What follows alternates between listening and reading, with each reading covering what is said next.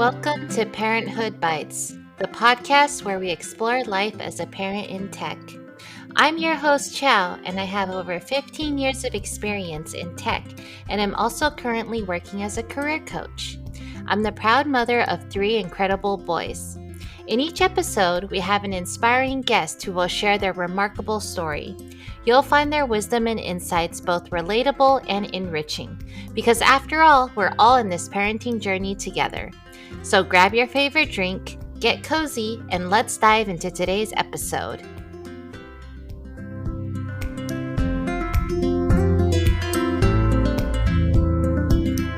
Hi everyone, welcome to episode 31 of Parenthood Bites. We're here today with Mike Cvet, who most recently was a distinguished engineer in the Bay Area. Hi Mike, how are you?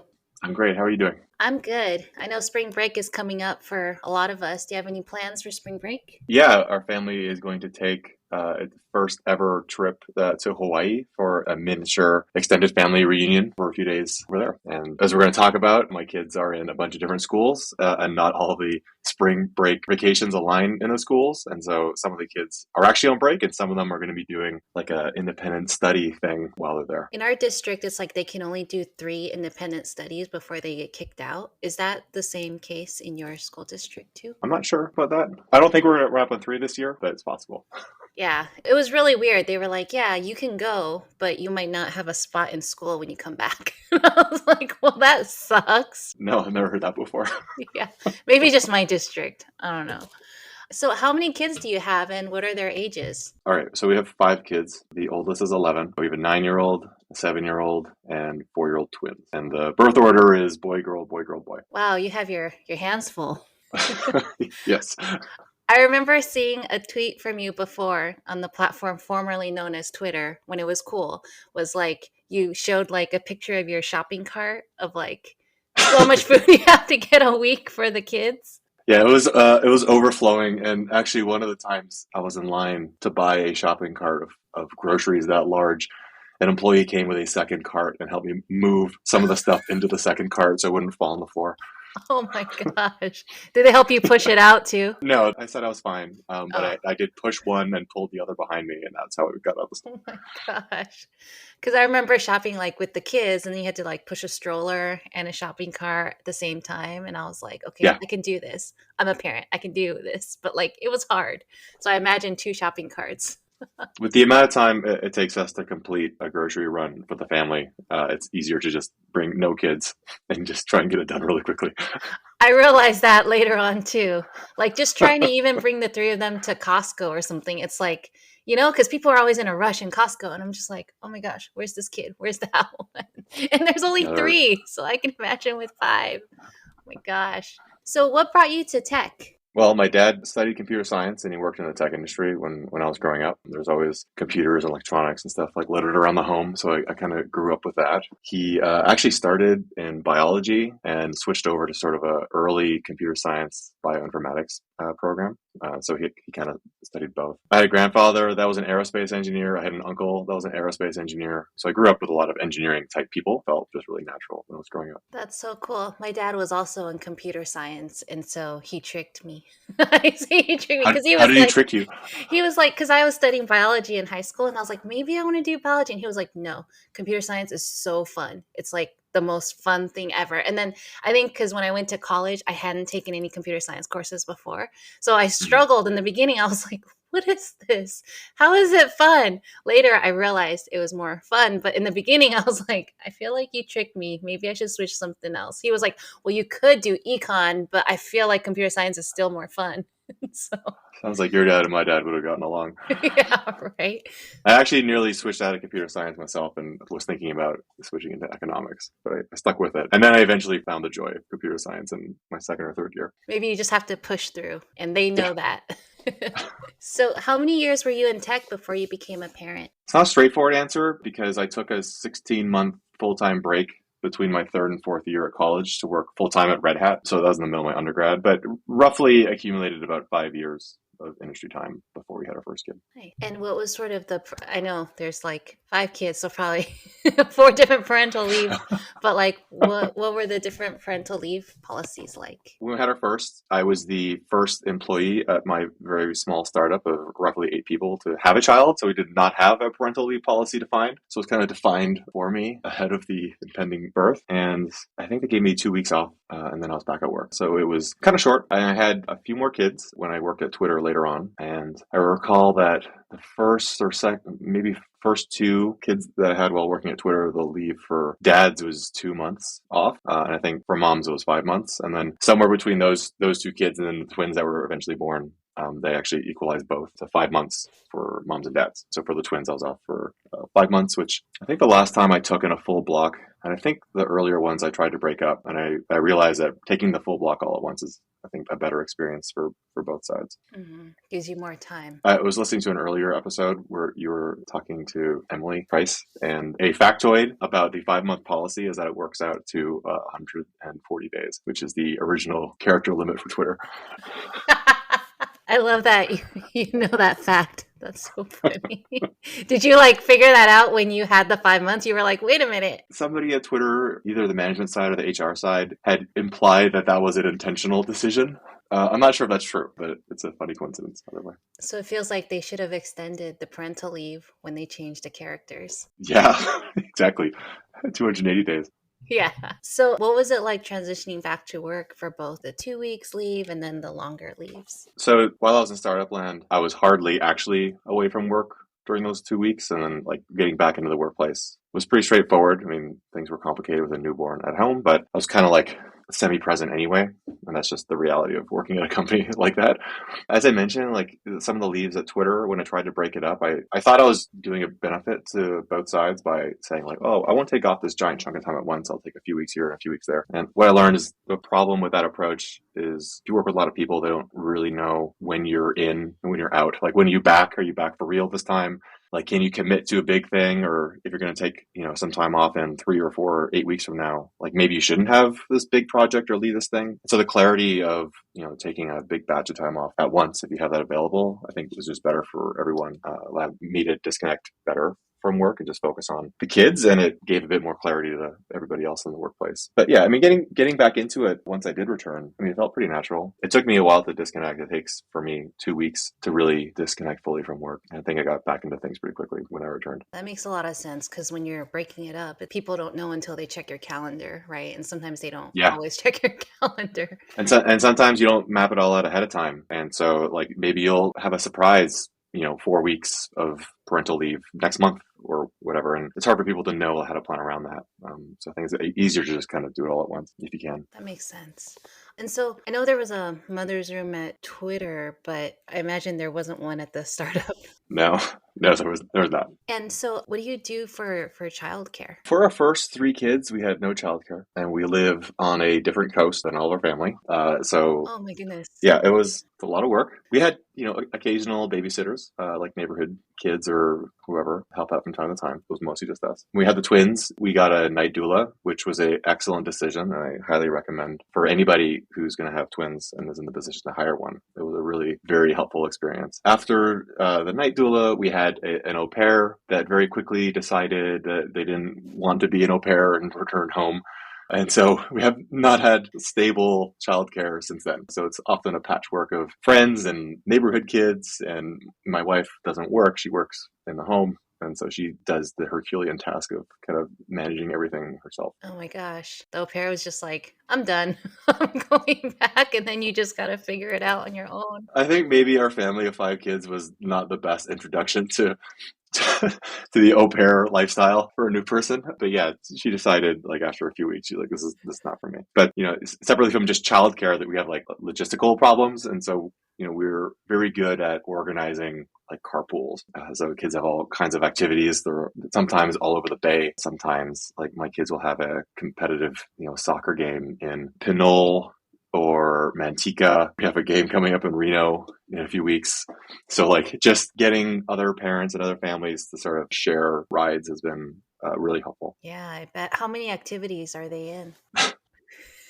Yeah, that's a hard question to answer. The way that we kind of plan out the kids' activities is all the kids have their primary activity and it's their favorite one. And so we will do our best to make room for that main activity and sort of move things around to accommodate it. So for some of the boys, it's soccer. My elder daughter is really into like sewing and fashion. So she goes to this sewing place where they teach her how to make dresses and stuff. So like make room for these things. And they have like a few like secondary activities where it's kind of like best effort, where it's like, we're going to try to get you to this thing, jujitsu or tennis or whatever, like whenever we can, but you're not going to be able to make every practice or every game, and you kind of have to be okay with that. So there's a lot of activities. So, sometimes the kids go through a phase where they're interested in the same thing all at the same time, which is really nice. So it's a period of time when 4 of them were doing gymnastics at the same place in the same time, which is great. It made things pretty easy. But as they get older, their interests begin to diverge a little more, and that's not the case. Yeah, that's really cool. And I asked because I'm so impressed because my kids are only in Taekwondo in Chinese school, and that's only Tuesday, Thursday, Saturday, and we send them at the same time, the same class. And that's already like, I'm tired. So I'm like, I don't know how you do it. That's amazing. It's really cool. Yeah, thanks. So what is your day-to-day routine with the kids? There's no day-to-day routine that is stable. If I were to walk through like what a sort of average day would look like, I get up at 5, I go to the gym, and that's because that's the only time of day when there are no immediate demands on my time. I get home around 6:30. The kids are all up at 5:30 or 6 doing whatever. I get home at 6:30. I take one of the kids and drop them off at a carpool because they go to school on the peninsula. And as you know, we live in the East Bay. Then I get home, throw the kids like lunches and stuff together for school. They head to school around 8, and preschool for the twins is at 9. So there's a few hours of a lull normally. Preschool's half day. So we grab the kids at midday, grab the kids from school whenever school ends around 3. And then there's a series of extracurriculars that happens. So sometimes there's an after school program. Sometimes there's like a sewing class, multiple soccer practices. Sometimes there's jujitsu. Sometimes there's like a therapy session.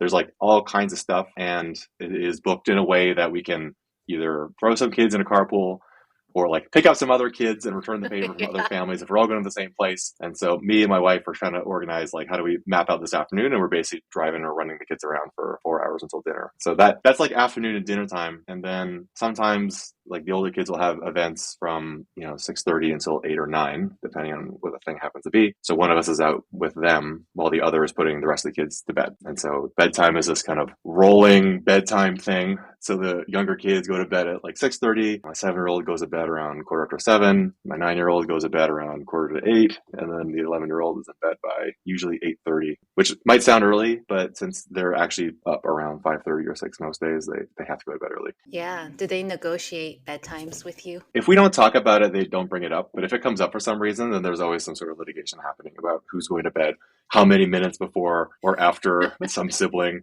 And like last night, it was only 20 minutes and it should be more. That kind of stuff happens all the time. But in steady state, they're usually okay with it. And that's because, they have come to realize that when there is an inevitable 5:30 wake up, because there's a fight in one of the kids' rooms, because they all share rooms, that they feel tired and cranky all day and they don't like that. And they have a lot of activities, so they must be tired early. Yes. That's smart.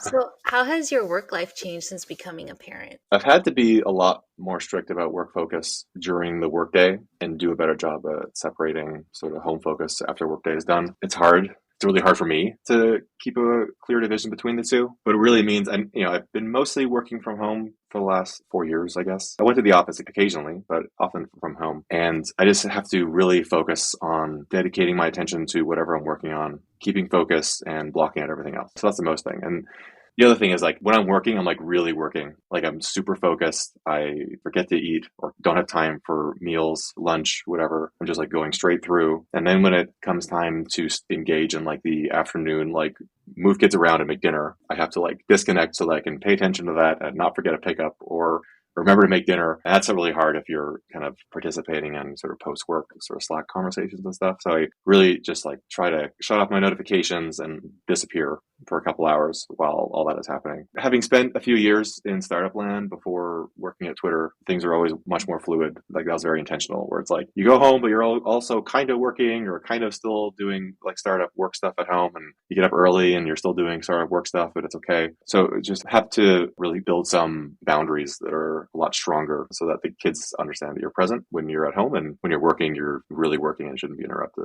Yeah, just really separating work and life. Yeah. I meant to ask earlier, but I was curious, like, all the different activities. How do you track that? Do you have a shared calendar or like what's your secret? Yeah, yeah. So we have a complex Google Calendar set up for the family, so that the kids have their own calendars.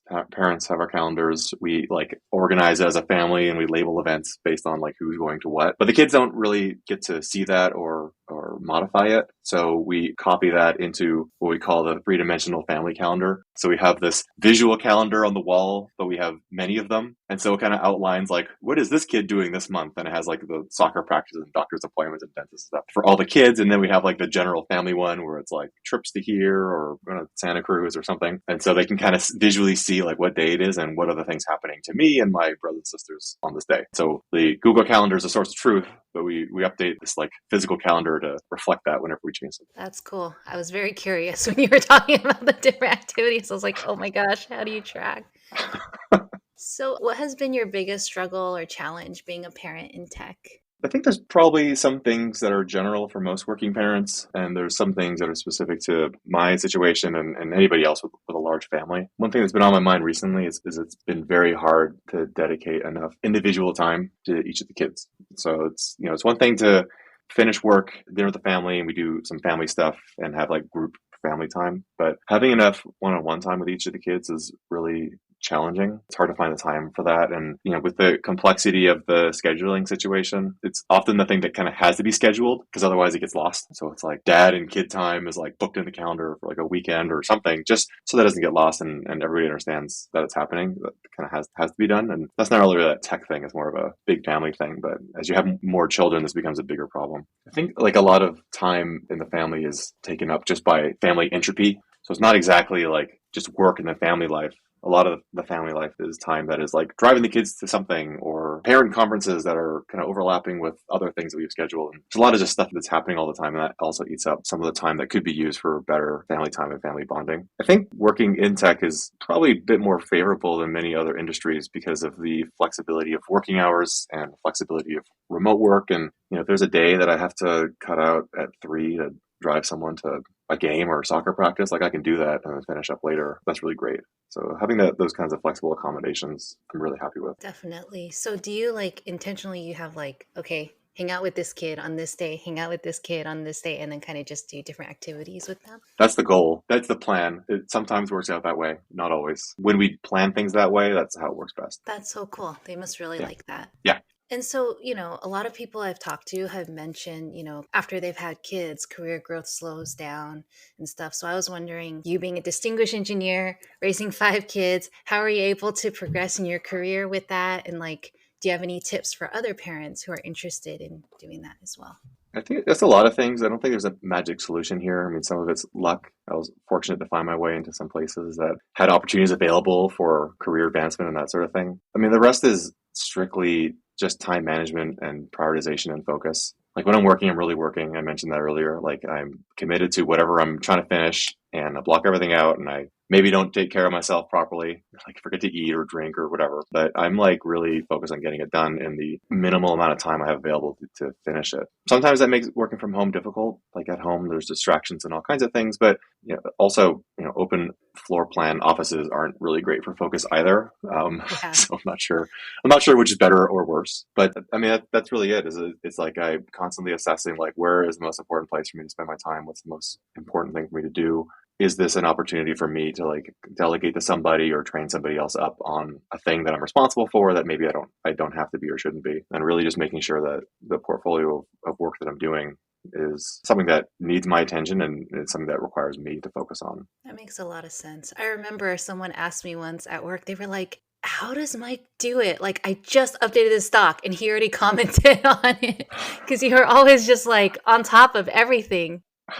Yeah, I'm not, I don't know. I mean, sometimes I'm just like in the work zone and I'm like just cranking through stuff so quickly. And that's really just because I'm so focused on it. It's really awesome. So, with your kids' current ages of 11, 9, 7, 4, what are some of the things you struggle at their current ages? I find you find like the older kids are the hardest. That doesn't sound intuitive. I bet like younger parents with younger kids are probably thinking to themselves like, how could that possibly be true? Yeah. Um, but when you have more than one kid, like you've seen a lot of the problems that younger kids have before, you kind of know how to solve them. Yeah. And the older kids are always like on this frontier of your parenting experience, and you're kind of guessing at what kinds of techniques or solutions are going to work for their current sets of challenges or problems. So for the kids, it's, a lot of the challenges around motivation to do hard things that are good for them. And that could be like eat food that is healthy, or it could be exercise, or it could be homework. They often like to question the value of homework. Like, why do I have to do this? I went to school all day. I'm like, this is a logical argument, but there's more to do and there's more to learn, and there will be much more of this in the future. This is like preparation for what's to come. For the middle kids, like the hard things around developing their maturity and their relationships and understanding like their place in the family, like, middle child often have it tough. Depending how you look at it, we kind of have three middle kids or one. It kind of depends. Sometimes they're feeling like they're one of the older kids, and sometimes they're feeling like they're one of the younger kids, and helping them figure out like who they want to be and how they want to behave and that sort of thing is a constant challenge, because sometimes they act older than they are and sometimes they act much younger than they actually are. And for the twins, it's all like the little kid stuff. I mean, like twin babies is a totally separate conversation, and raising twin babies is the hardest thing that we've ever done. And that was after having three kids already. There's like lots of advice out there, and I think I've heard some of it on the show before about twins that makes a lot of sense. I think Anna mentioned like, when one twin wakes, you have to wake the other and feed them. Like that's all totally true. Other advice that's worked is like, although you should make sure they're on the same schedule, you don't have to do everything two at the same time. They're still one person, right? So you do one person at a time, and then the other twin after them.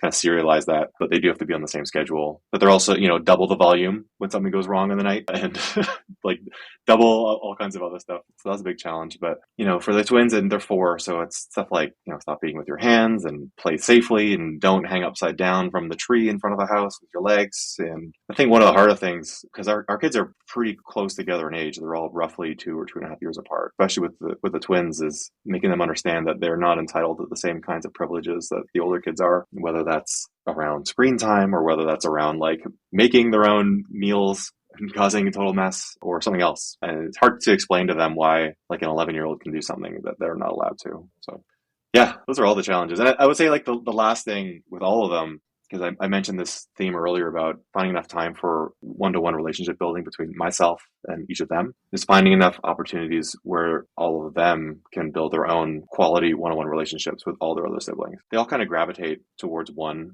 I mean, sometimes they have a couple of their siblings that they tend to sort of play with and get along with at any given point in time, but finding opportunities where they can build better relationships with all of their brothers and sisters, often in one-on-one settings, is a big challenge. It's a thing that we're struggling to solve, but a thing we want to keep focusing on going forward. So it sounds like, when they're younger, it's more about safety, trying to keep them safe, Yeah.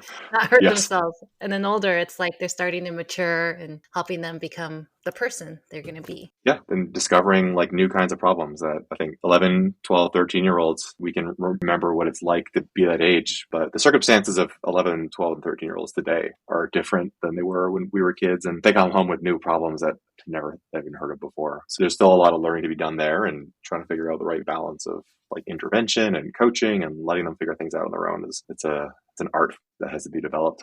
For sure. It feels like kids grow up a lot faster now, like the things they're exposed to. They're exposed to things a lot earlier, I feel. Like when my son went to middle school, he was like, oh, people were talking about all this stuff. And I was like, whoa, we haven't exposed you to that yet, and he just Yeah. learned all this stuff from his classmates. Yeah. Yeah. The kids come home sometimes with really, really surprising things they've learned from their peers, or sometimes they actually like watch news as part of class. And I'm like surprised they come home with their summary of current events of the day. I'm like, oh, this is interesting.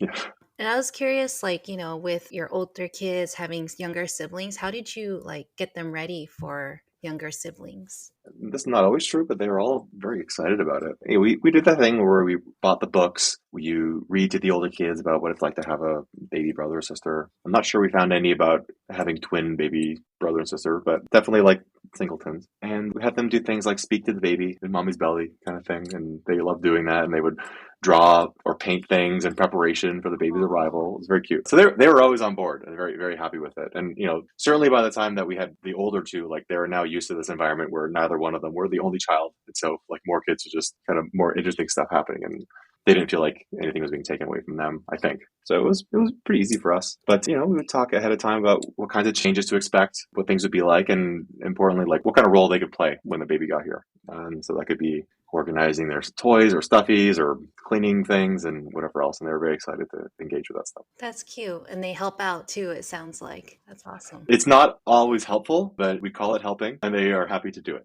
Yes. That's good, as long as they're willing to do it. They are participating. Yeah. So I know this is something we're all working through, but what do you do to achieve work-life balance? Yeah, well, I'm an engineer, but I haven't been on call in a long time. So modulo that, which is its own set of challenges. I'm fortunate to be in a position where like I can disable notifications after work and not worry too much about it. The things that I work on tend to be these things that are, forward looking for like a year to 3 years in the future. And like most things that are working on that kind of time scale don't require a 9 p.m. response over Slack or whatever at nighttime. So I'm comfortable doing that. I wasn't always comfortable doing that, and I was much worse at it when I was less senior in my career. But I did find that for me, it was not enough to just say to myself, "I'm just not going to do work."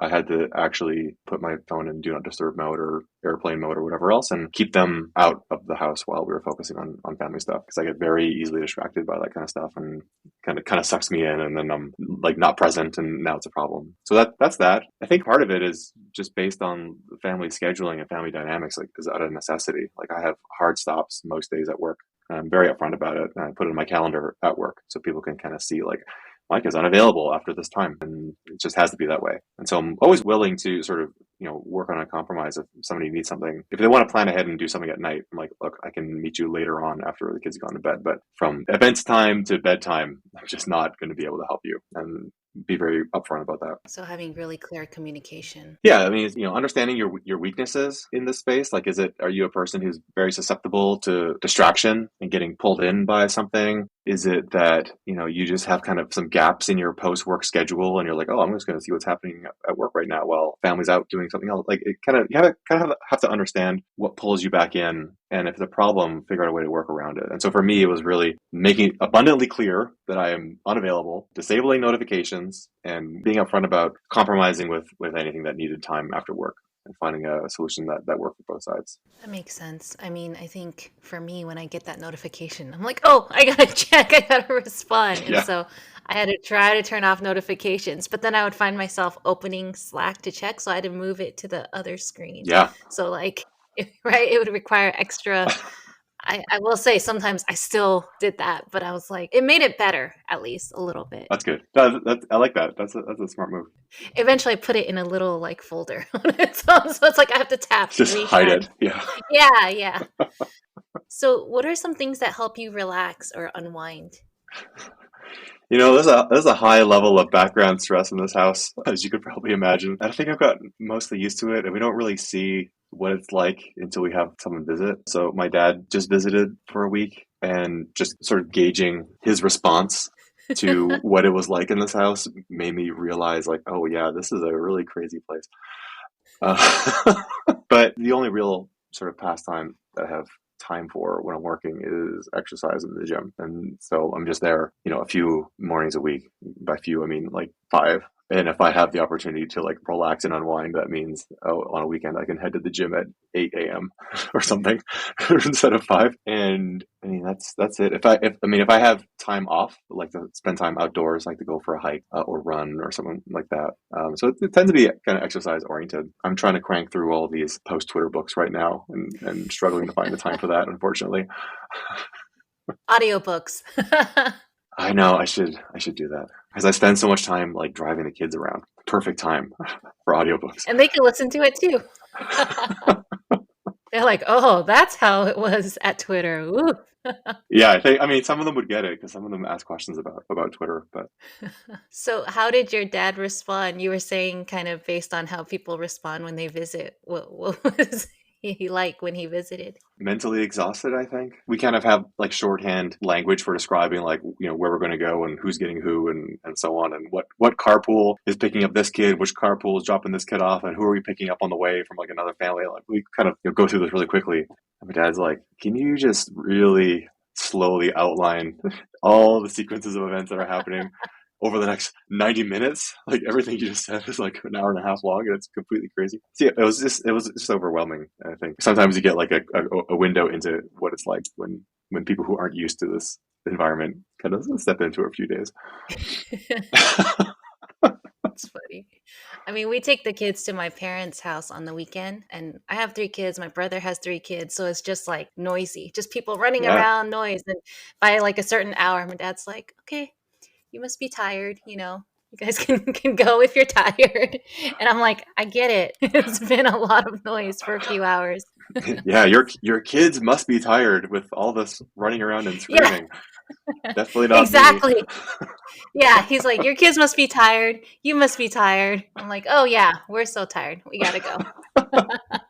But it's always fun, especially because they're all little too. I mean, my kids are a little older than my brother's kids, but they're all younger, so it's like every age basically, Yeah. and they're just running around. Yeah, I mean, we don't have quite this experience because our family all lives so far away. So often when parents visit, they come to us because it's just cheaper all around to fly a couple of grandparents in than fly 7 of us somewhere. And so everyone's always kind of stepping into our environment. And it's not often the case where we're bringing our chaos into their home or their environment. So they see it like full force. But yeah, that's right. 7 plane tickets, right, to go anywhere. Yeah, that's right. Yes, it's a lot. When I take my kids, it's just 5 plane tickets. I'm already like, "Oh man."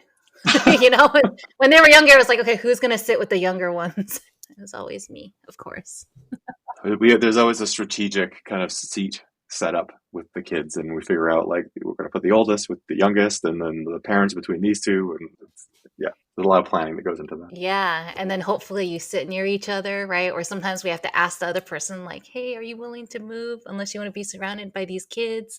And they're like, "Okay, yeah, we'll move." Yeah. Well, people often ask us if we book like an entire row on the airplane, and the answer is like, well, yes, we could. We tend to instead do like blocks, so it's like a row of seats and then a row of seats behind them, and maybe one like off on the other side of the aisle. So that way we're kind of in a smaller square and can kind of pass around snacks or whatever else as necessary. Yeah, it's easier to go back and forth instead of having to go around to the other side. Yeah. Well, and the other thing is like the kids have to go pee like 10 times on a plane ride. And so that way they're never very far from the aisle as opposed to being buried in the middle of a row somewhere and making everyone get up and move. Yeah, my kids always had the talent of wanting to go pee right when they're like, "Fasten your seatbelts, we're about to depart. Don't get up." And that's when they want to go. Yeah. Don't be that kid.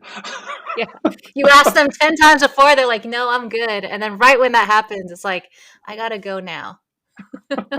So the last thing I like to ask is, what's something you would tell someone who's planning to have kids, or something you wish you knew before you became a parent? I think some of the stuff I mentioned earlier around, if you have the opportunity to take parental leave, I think it's if you can organize it in a way where you're taking a big block all at once, if you have that available to you, is I think a better way to handle that than trying to break it up. I've done it both ways, and I have talked to people who have done it a couple different ways, and I think consensus tends to be that it's easier to just do it all at once for all the reasons I mentioned earlier. The other thing, I mean, is, I think when you have your first kid, you kind of think that the way you're going to manage your family and the new kid is going to kind of fit this kid into your existing social and work life, and everything will be fine. And it wasn't until later on I realized, and being a dad, I had less sort of immediate demands from the babies than my wife did. But as time went on, I began to realize you really have to reorient the rest of your life around the kids. And so doing a bit of planning ahead to think about like, how can I set the conditions for myself at work to allow myself to be more available for the family when they need me and make that available versus feeling like I have to drop things at work or have all these unplanned absences or early evenings or whatever else. Just like understanding that you have to make room for that ahead of time, and it's going to come sooner or later. And so doing some thinking early on is really, really helpful. Definitely thinking through what you're going to do Yeah. when the kids come. Awesome. Well, thank you so much for sharing your story with us today. And I learned a lot for sure. So definitely thank you. Thanks for having me. It's great to see you again. Yeah, it's awesome. Thank you so much, and hope you have a great rest of your week and a fun time in Hawaii. Thank you. All right, take care. Bye. Thank you so much for joining us today on Parenthood Bites. We hope you found our episode informative and entertaining. If you're a parent in the tech world or know someone who is, we'd love to hear from you. Please reach out to us at chow@parenthoodbites.co, and we'll be thrilled to add your experiences to our interviews. That's chow, CHIAO, @parenthoodbites.co. And to our potential sponsors out there, if you're a business or know of one that would like to support and partner with our podcast, please don't hesitate to get in touch. You can also reach us at chow@parenthoodbites.co. Thank you once again for tuning in, and we wish you a fantastic rest of your week. Until next time, take care and stay curious.